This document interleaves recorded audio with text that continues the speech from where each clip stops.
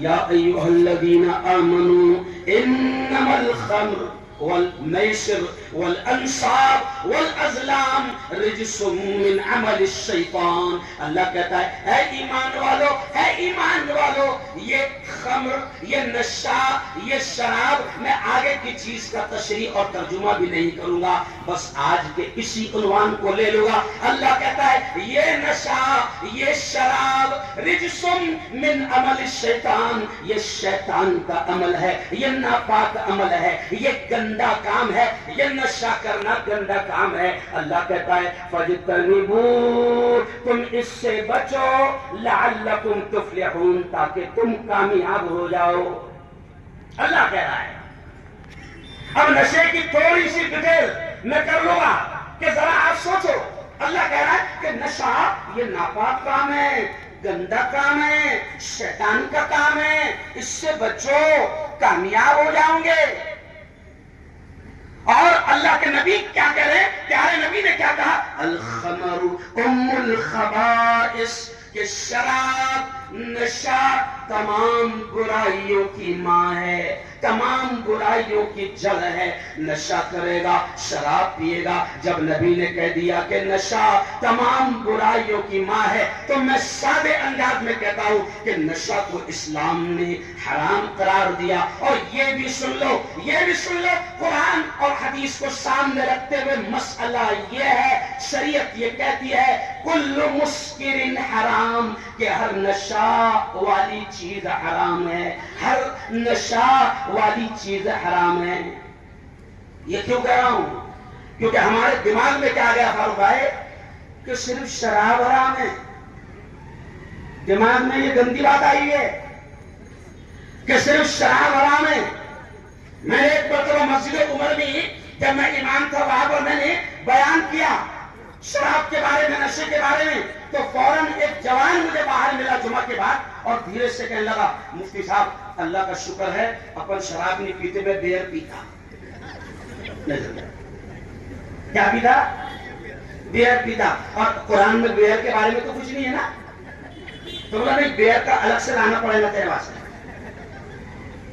شریعت یہ کہتی ہے کل مسکر حرام، ہر نشے والی چیز حرام ہے، ہر نشے والی چیز. اور دیکھو قربان جاؤ، اسلام کتنا پیارا دین ہے، اسلام کتنا پیارا مذہب ہے، کتنا پیارا دین ہے کہ آج سے 1500 سال پہلے کہہ دیا گیا کہ نشہ حرام ہے اور شراب برائیوں کی ماں ہے، جڑ ہے.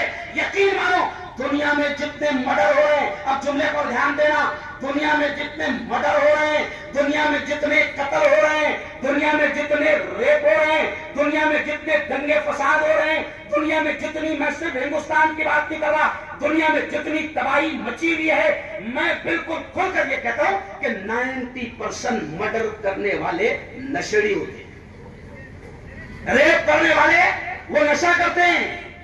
اور نشے کو اسلام نے اس لیے حرام قرار دے دیا اور برائیوں کی جڑ کہا کیونکہ نشہ کرے گا تو زنا کرنا آسان، نشہ کرے گا تو قتل کرنا آسان، نشے کی حالت میں مرڈر کرنا آسان، نشے کی حالت میں ماں کو گالی دینا آسان، نشے کی حالت میں باپ کو دھکے مارنا آسان، نشے کی حالت میں ہر وہ گناہ جو وہ سوچ نہیں سکتا، نشے کی حالت میں ہر گناہ اس کے لیے کرنا آسان ہو جاتا ہے. اس لیے رب العالمین نے اور اس کے محبوب نبی نے نشے کی ہر چیز کو حرام قرار دے دیا، ہر چیز. اب کتنے الگ الگ چیزوں سے نشہ ہو رہا ہے. کیوں؟ صرف شراب حرام نہیں ہے، نشہ حرام ہے. اچھا کچھ بے وقوف کیا کہتے ہیں کہ نہیں، نشہ شراب میں ہوتا تو ناشتی بوتل، نشہ شراب میں ہوتا تو ناشتی بوتل. تو میں کہتا بوتل نہیں ناشتی، تو ناشتا. اور نالے میں ناشتے ناشتے بوتل نہیں جاتی، ارے بولو تو جاتا. اب نشہ حرام ہے اور نشہ صرف وہ نہیں ہے، یہ جملہ سننا، نشہ صرف وہ نہیں ہے جو بوتل میں ہے، نشہ وہ بھی ہے جو پوڑی میں، نشہ وہ بھی ہے جو بیڑی میں ہے، نشہ وہ بھی ہے جو سگریٹ میں ہے، نشہ وہ بھی ہے جو مانک چند میں ہے، نشہ وہ بھی ہے جو گوا میں ہے، نشہ وہ بھی ہے جو تو پان ٹپری پہ جا کر کہتا 300 120 ڈال۔ اچھا ایک بات بتاؤ، 300 120 کل ملا کے کتنے ہو گئے؟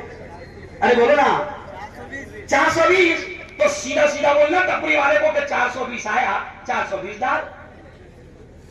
نشہ وہ بھی ہے۔ اور آج میں بات کر رہا ہوں صرف مسلمان جوانوں کے لیے نہیں، بلکہ میں تو چاہتا ہوں کہ قرآن کا پیغام، اللہ کا پیغام، نبی کا پیغام، دین کا پیغام، شریعت کا پیغام رمیش، کیلاش، پرکاش، گنیش، ہارون، عبداللہ، فاروق سب کے لیے ہے، اور وہ پروردگار سب کا ہے، وہ رب العالمین ہے۔ اس رب نے جب نشے کو حرام قرار دے دیا تو یقیناً نشہ تباہی کا سامان ہے۔